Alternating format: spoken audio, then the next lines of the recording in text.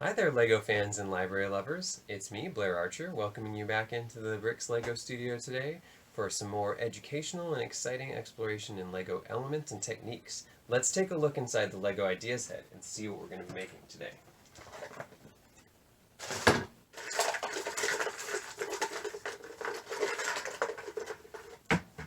Oh, alright.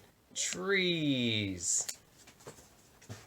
A perfect season to explore how to make some trees together, so let's hop on over to the building desk and hit the bricks.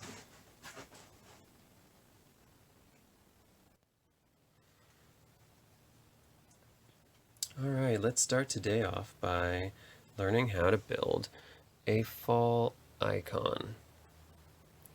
The tree.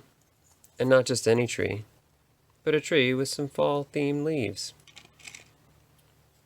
To build your basic tree, what you want to do is start off by gathering as many varieties of brown bricks as you can for your base. So having a good supply of 2x2 bricks, 1x4 bricks, 2x4 bricks, and other basic bricks just to get yourself started. Some 1x2s or 1x1s, or even some headlight bricks. Once you get yourself a little pile of those, then we want to seek out a couple more important pieces. When we're looking at building a tree, one of the most important pieces for this iconic foliage is going to be a branch. These pieces come in many different sets, usually a couple per set if there are any trees in the set. They can make an archway if you connect two of them together, or they can easily assemble into the basic shape of a tree. You also want to gather up different kinds of slopes. You have a little variety here of the different kinds of slopes and arch pieces that you can use in your build to help create the organic shape of a tree. We have lots of different 1x2 by 2 high or 3 high slopes. These are great for when you're creating the base of the tree. Start the trunk.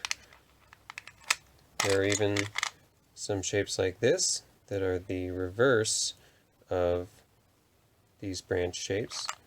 Also great for when you're starting the bottom of the tree.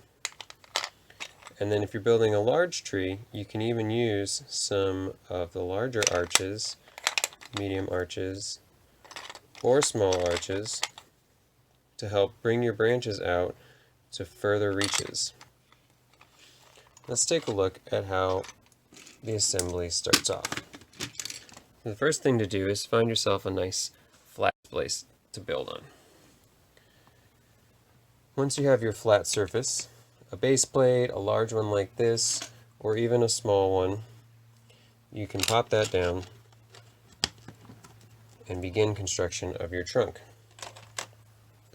For the core of your tree, you probably want to use some 1x2s, 2x2s, or 2x4s to build up a bit of a base. I like to start my tree at least 4x4 so that I can give it a taper where it goes in a little bit before we get into the branches and come back out. So when we start our base down there, you can mix in some different slopes like these to give it a shape. They can go anywhere. The tree itself is usually pretty organic and uneven in nature at the base. A bit of a rounded shape is kind of difficult to achieve with Lego, so we're just sort of going to get as close as we can. When you start filling in some of these places, you're going to need to get resourceful and use whatever pieces you have to fill in empty space. You can use any different kind of brick, though, to achieve that. In the middle, even, it doesn't have to be brown if it's going to get covered up in the end.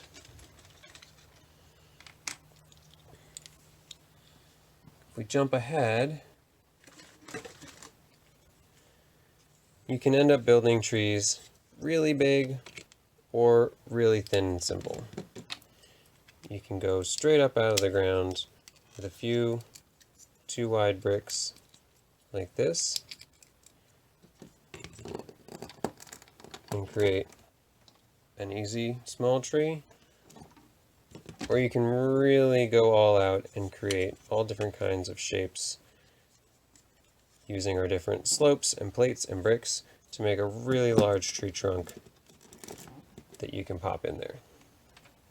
Either way, once you get up into the branches comes the next important part, and that is putting your leaves on. As you can see at the top of our tree branch here, there are a few different shapes. So it goes step up, step up, step up, and then step down. When it steps down here, this is so that you can put a leaf piece right there, and then you can use a piece to fill that in, like a 1x1 round plate, but really all you need is at the very least a 1x3 plate to put on top and secure that branch. Now the branch doesn't want to pop off as soon as we touch it. Usually if you put a leaf on and it's just a single stud connection like this, it's very easy to bend things out of shape or to have it pop off on you. So once you have your leaf secure, you can go up and you can continue to raise the height of your tree. So for example, if we put a branch coming off the side here, you take your leaf piece, put it on there, and then add a 1x3 plate, and now you can keep building further and further up into the sky. When you're looking at your tree and you want to add some extra details, you want to get a little bit more complicated with it, like I said, you can get into adding some larger branches that come off. And you can create different kinds of trees this way.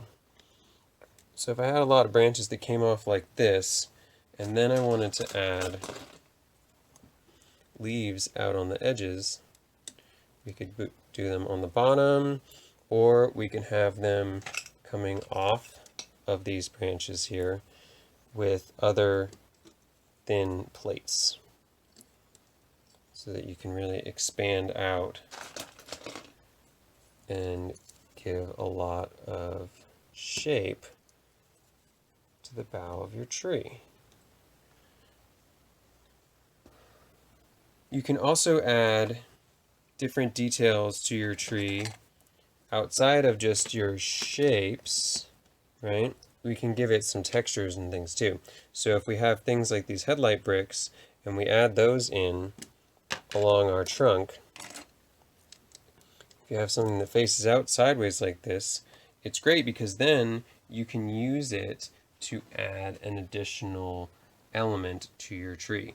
Whether you want to add some kind of green foliage, maybe some moss or lichen, you can have those like we have on many of our Pacific Northwest trees.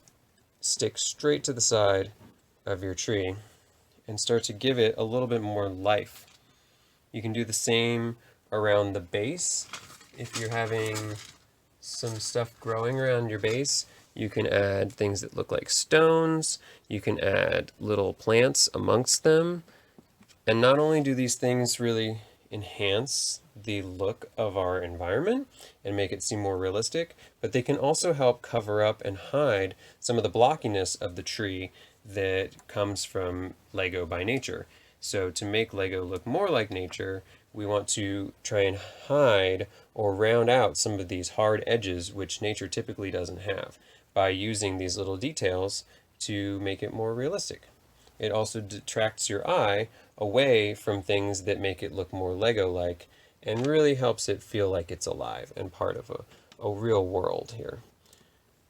When you do put on your branches, something important to note is that as you build up your tree, you really want to lock everything in because these can become very fragile very quickly like that. So what we want to do is when we place that piece onto our tree, you see how our branch came down here, you can add another element next to it, covering up those pieces there, creating a lock, and then where these connect, again, we can come back and grab another plate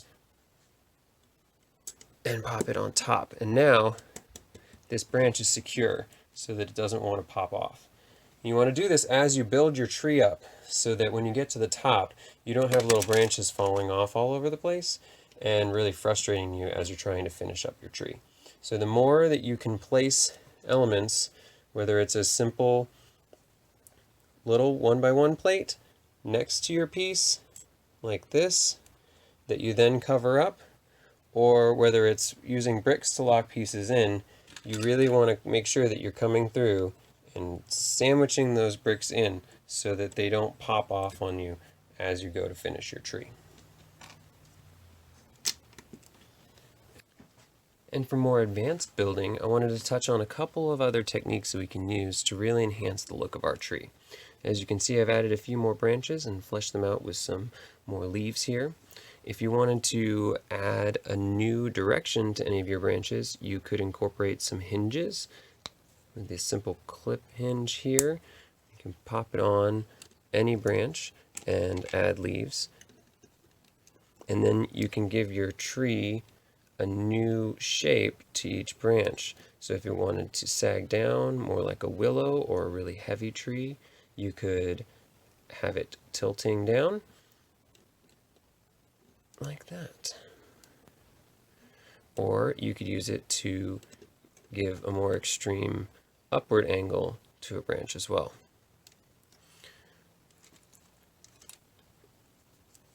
Talking about our Pacific Northwest landscape, some other cool options for lichen or moss are to use these seagrass pieces. You can use them in a couple different ways.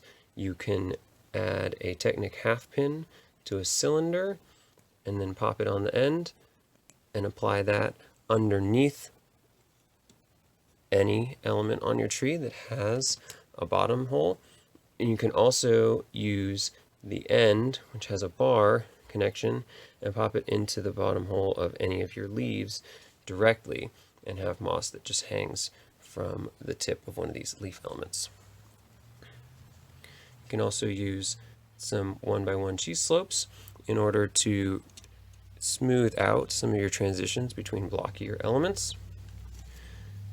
Little critters can be added to your base of your tree, or if you use a headlight brick, you can sneak some fun little details in wherever you see fit, as well as other kinds of plant materials that can be used to enhance the look of the tree.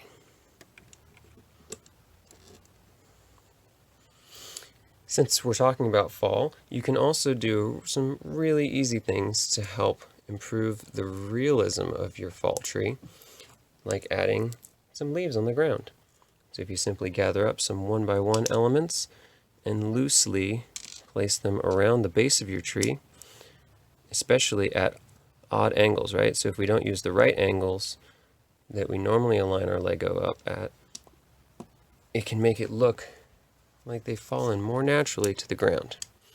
You can even leave them partially pressed down so that they don't sit completely flat with the ground, which really makes them look like they just landed there.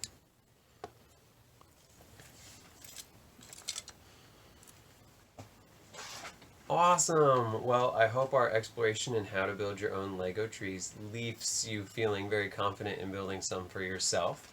I'd love to see whatever it is you come up with. If you want to share them with us on our Facebook or Instagram, you can build any kind of tree you want to. I mean, it can be a deciduous tree, it can be a pine tree, you can even go wild and make some kind of fantasy tree with pink and purple. Doesn't matter. The sky is really the limit when it comes to building awesome Lego trees. I hope you had a good time learning with me today, and I hope to see you back very soon here in the Brix studio. Thanks again for joining us. Bye!